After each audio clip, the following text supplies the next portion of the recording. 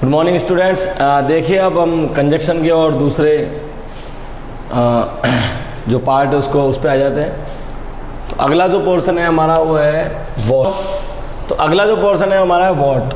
इसका मतलब क्या होता है, लेकिन यहाँ कंजक्शन में हम इसको बोलते हैं जो, और क्या भी कह सकते हैं। ठीक है, इसको तीन तरह से करते हैं हम।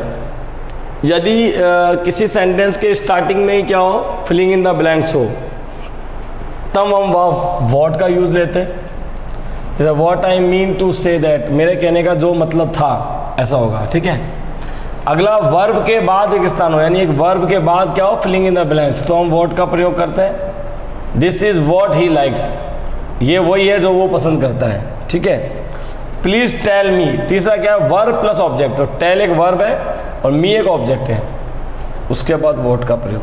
तो ये तीन रूल्स हैं। यदि किसी सेंटेंस में स्टार्टिंग में ही फिलिंग इन द ब्लैंक्स हो तो वॉट को यूज लेंगे सीधा।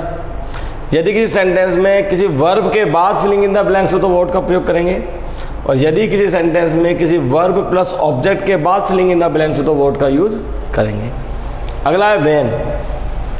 व्हेन का मतलब है जब या जिस समय। वैसे WH में इसको कब बोलते हैं हम, है ना। तो यदि रिक्त स्थान से पहले कोई समय दिया हो तब हम व्हेन का प्रयोग करते हैं। जैसे कि it was Sunday, we went on a picnic, तो यहाँ आ जाएगा व्हेन। इट वॉज संडे, वह संडे था जब हम पिकनिक गए थे। ठीक है ना। तो समय कोई भी महीने, दिन, साल का लिखा हो, कोई टाइम लिखा हो 7:30 PM वगैरह इस तरह से, या कोई ईयर लिखा हो 2016, 17, है ना। जैसे यहाँ देखो, it was 2012, my father purchase this bike for me. When, ये 2012 था जब मेरे पिताजी ने मेरे लिए, या जिस समय मेरे पिताजी ने मेरे लिए ये बाइक खरीदी थी। अगला हमारा है वेयर का यूज। वेयर का मतलब होता है वैसे तो कहाँ, यहाँ होगा जहाँ, क्योंकि ये एज ए कंजक्शन इन दो सेंटेंस को आपस में जोड़ रहा है। देखो, यदि रिक्त स्थान से पहले कोई स्थान सूचक शब्द, यानी वहाँ किसी स्थान के बारे में बात की गई हो, जैसे कि किसी शहर का नाम, किसी देश का नाम, किसी जगह का नाम। जैसे this is the school I studied for 5 year, ये वही स्कूल है जब मैं 5 साल तक पढ़ा था। तो वेयर क्या है, एक स्थान के बारे में बात कर रहे हैं आपसे। This is the temple Gandhi ji was shooted dead, ये वही मंदिर था या मंदिर है जहाँ गांधी जी को गोली मारी गई थी। तो वेयर। तो इस तरह से देखिए, वॉट को यूज करने के 3 नियम हैं।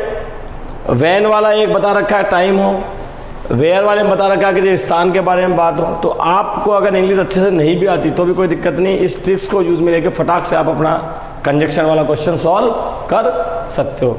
अब आओ फटाफट दूसरे अपन क्वेश्चंस करते हैं इसके। हाँ देखिए बच्चों, अब कुछ अगले जो अपने कंजक्शन है, अगला है हमारा वाई। इसको क्यों बोलते हैं हम, यदि किसी रिक्त स्थान से पहले, यानी फिलिंग इन द ब्लैंक से पहले कोई रीज़न एंड कारण दिया हो। कारण के रीज़न स्पेलिंग भी हो सकती है, कोई कारण लिखा हो, मतलब कोई क्या कारण है कि तूने मुझसे गलत बोल दिया था, इस वजह से मैं तेरे घर नहीं आया, मैं बीमार था इसलिए एग्ज़ाम नहीं दिया, कारण है, तो हम वाई का प्रयोग करते हैं।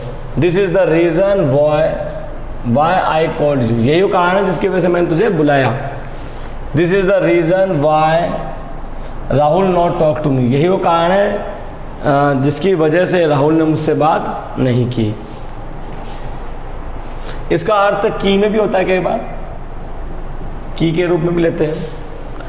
अगला है हमारा दैट। ये हमारा काफ़ी इंपॉर्टेंट कंजक्शन है, बहुत ज़्यादा काम आने वाला है। इसका हिंदी अर्थ होता है की।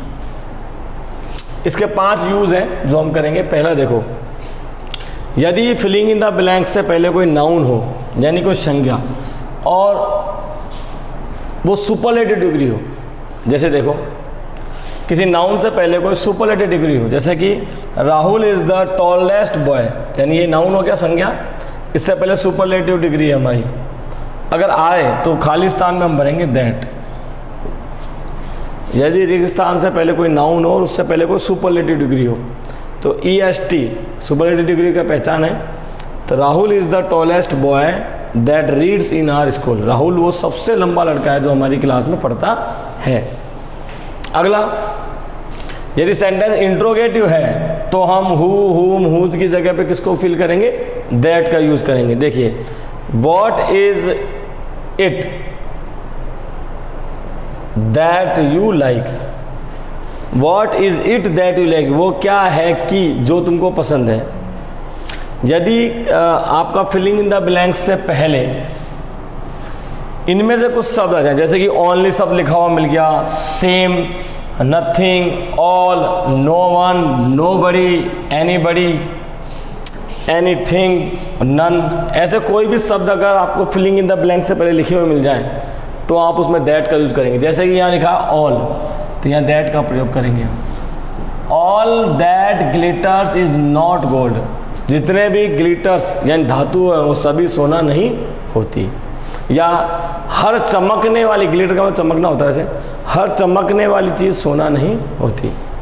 अगला यूज है हमारा, यदि रेगिस्तान से पहले कोई व्यक्ति प्लस वस्तु हो या व्यक्ति प्लस जानवर हो, यानी फिलिंग इन द ब्लैंक्स से। जैसे कि देखिए यहाँ पर the man and the dog, ये दो, एक तो व्यक्ति हो गया और एक जानवर हो गया, तो हम सीधा दैट का यूज वहाँ पर कर देंगे। ऐसे ही मान लीजिए कोई व्यक्ति और प्लस कोई वस्तु, जैसे कि Rahul and his shirt that you war, जो तुमने पहनी है, is blue, his colour is blue, ऐसे भी कह सकते हैं, उसका कलर क्या है? ब्लू है। तो ये आपके 4 प्रकार हैं। एक प्रकारों में अभी आगे लिखा था, जगह नहीं है बोर्ड पे इसलिए। तो ये आपके दैट यूज, दैट हमारा सबसे ज़्यादा काम वाला कंजक्शन है, ज़्यादातर काम आता है, हमारा एग्जाम में भी आ सकता है। ठीक है बच्चों, अब अगला देखते हैं, दैट का अगला 5वां यूज हम देखते हैं। बच्चों अगला हमारा इसका 5वां यूज जो दैट का है वो है, यदि प्रीपोजिशन का प्रयोग वर्ब के बाद हो तो हम दैट का यूज करेंगे। जैसे सेंटेंस में देखो, I know the house that he lives in, ये देखो वर्ब के बाद में हम प्रीपोजिशन का प्रयोग कर रहे हैं ना। इसी तरह से देखो, यहाँ टोल्ड के बाद में हमने अबाउट का प्रयोग किया, this is the book that I told you about, ये वही किताब है इसके बारे में तुम्हें बता रहा था। तो प्रीपोजिशन का प्रयोग अगर हम किसी वर्ब के बाद करते हैं तो वहाँ हम दैट का प्रयोग करते हैं। अगला हमारा है वाइल। वाइल का मतलब जब, जिस समय या जबकि के रूप में हम लेते हैं as a conjunction. I met a lot of people while I was on a holiday, जब मैं छुट्टियों पे था, जब मैं छुट्टियों पे था मैं बहुत से लोगों से मिला। अब अगला हमारा है एज सून एज। देखो, एक ये तो WH वर्ड में आ गया सारे वाइल वाला, अब नया है हमारा as soon as. As soon as का मतलब होता है कि कोई भी 2 कार्य जो एक के बाद दूसरा कार्य हो, लगातार एक के बाद एक। जैसे कि मेरा तो गेट में घुसना और उनका दरवाज़ा खोलना, ठीक है, उनका खाना डालना, मेरा खाना खाना।